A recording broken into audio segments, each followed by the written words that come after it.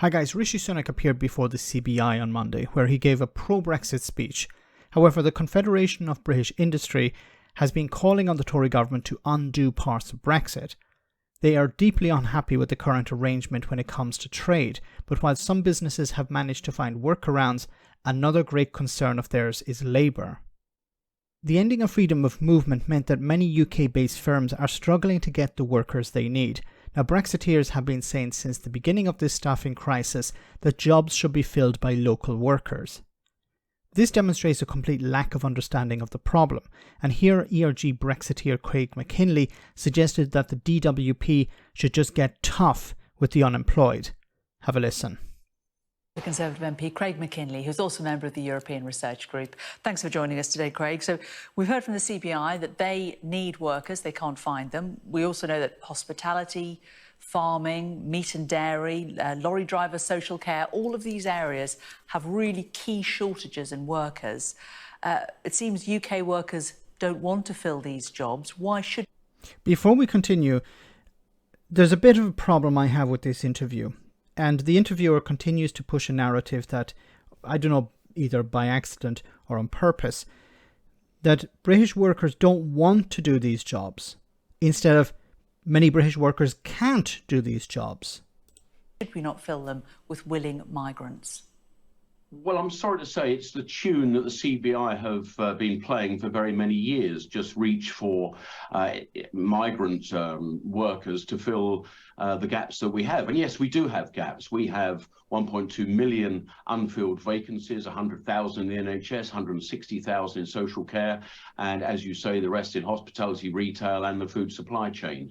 But we also, and this is the key as far as I'm concerned, we have 5.3 million people on some type of employment-related support and benefit. Now, that has got to be, the first low-hanging fruit to encourage people into work, and I would have thought that should be a focus for government, because that has a number of great benefits. Number one, it will reduce the DWP bill, which at this time of stressed national finances, I think would be a very good thing to do. Before we continue, you don't know it would reduce the DWP bill, because if people are on universal credit, if they're taking up these jobs and the jobs don't pay them enough to survive, they're likely to be on universal credit. So it's not going to reduce the bill. And also, being in work is a growth mechanism as well. You're always going to be better off in work than you will be on universal credit or job seekers allowance. So I would have thought the CBI should be saying, please, government, get people who are not in work into work. We've also got about 600,000 people economically inactive post-COVID, many that have decided to retire early or just change the pace of their lives. I don't blame them for that. But I mean, we do have enough hands in the UK to fill these vacancies. So I would be wholly opposed to just reaching for that very easy lever of just getting more people in from abroad. And I think there's a moral dimension. Okay, before we hear her response, just imagine you are a business owner. Imagine you run a supermarket and you need butchers. You need skilled butchers to work in your supermarket. Now, before Brexit, you sent out a request to a job agency or the local employment office or whatever, and you said, look, are you advertised on your website or on a number of websites? I need trained butchers. And you receive CVs from maybe some British people, and they don't have any skills, but they would like to be butchers. Or you receive a CV from an Eastern European individual who has worked in an Eastern European country as a butcher, has a certification, for example, has skills, has experience doing that. What are you going to do?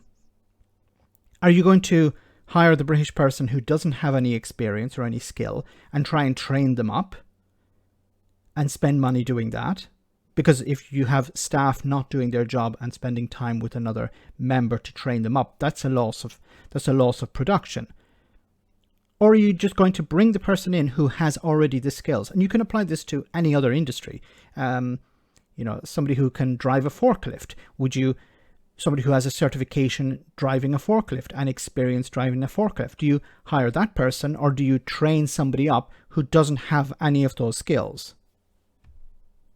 Can the CBI get people off long-term sick? You know, I'm sure they would be equally happy if they were British workers or whether they were migrant workers. The fact is they just want the workers. And if the workers here in the UK aren't willing to do the jobs, you know, we haven't got British teenagers who want to go out turnip picking, do we, really, at this time of year? But you would be able to get teenagers from other parts of Europe to come and do that job. Well, I think you've answered a very strange dimension. How is it, particularly when we were members of the EU, had very well motivated people from Bucharest willing to get on a coach to the UK to find work and do good things for themselves? Why? Why did they do that? Because they lived on the land. They lived on site. They had planned, as part of their summer or winter or whenever, I'm going to move to the UK for this period and earn a lot of money, because if you have a skill, if you're highly skilled, and we have to separate this idea that people think, well, you know, picking turnips is unskilled labour. It's not. Anyone try it for a few days and you'll realise, yes, there are skills involved. But if you're very good at doing this job, you're going to earn more money.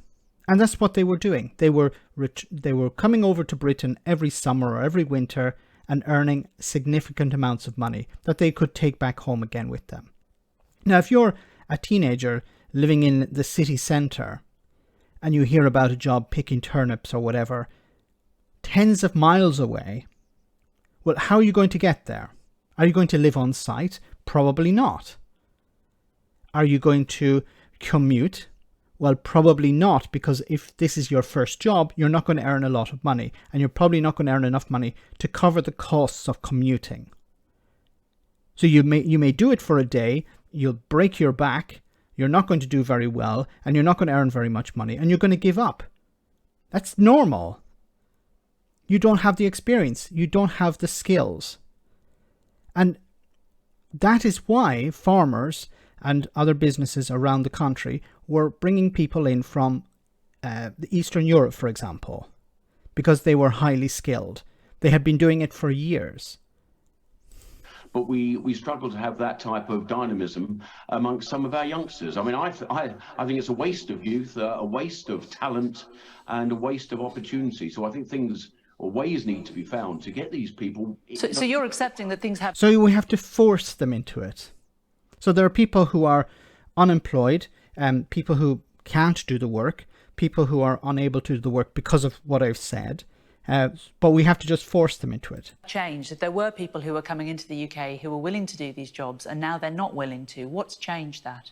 No, people were willing to come from Bucharest. I'm making the example of people who were willing to come halfway across a continent to find work, and yet we're struggling to find people domestically to do that same work. So to me, that means there is something inherently wrong with some of our operations within job centres. No, the problem here is you. You don't understand why this has happened. You don't understand why farmers or supermarkets or factories relied on foreign workers. Why it was cheaper to bring someone in who's highly trained than to spend money training someone up. And the benefit system. And I'd like to see something a little tougher, because I don't think it's unfair to be tough when we're talking about public money. Most of us go to work every day. Why is it always public money when it's giving it to people? When we're talking about giving money, support to people, it's public money, it's taxpayers' money. But when it's been spent on a yacht or spent on holidays for MPs, or when it's, I don't know, a test and trace system that costs £37 billion, there's no mention of taxpayers' money there. It's government money. That is what I feel is a natural state of affairs, and I'm concerned, not just for themselves actually, that so many people are subsisting or deciding to drop out of the labour market. I think it's actually very sad. But I was saying that there is a moral dimension in some of this. We have a lot of vacancies in care and the NHS, and I'm afraid I struggle to accept the morality of importing Philippine nurses that have been trained, and we're just literally... No, you don't struggle to accept, you struggle to understand. Once again, if you have Filipino nurses who have trained and are qualified, why are you going to choose them? Why are you not going to choose them over somebody who isn't trained and qualified? Because if you're talking about people who are on universal credit, and only on universal credit, and who are not working, people who are on benefits and not working, they're not trained as carers. So you want to force these people into care homes to do what exactly? If they're not trained, how are they going to care for people? This is insane. Now, this is ignoring, of course, the fact that many people who are on benefits aren't able to work because they're disabled or they have some sort of long-term illness or chronic illness. You can't include them in this, I hope. You're going to force those people into some sort of employment, get somebody who's disabled to, I don't know, to lift elderly patients in and out of beds all day? Really? Having them over in the UK because we've got a problem. Well, that's our problem to solve. And I'd far rather that these skilled people were doing, I'm sure, a lot of good work in their domestic countries. So we have but the people who need that care would rather anybody cares for them, to be frank, than nobody. No, of course. And if we haven't got people in the UK who are willing to do that job, I just... Stop saying willing. Can't do the job.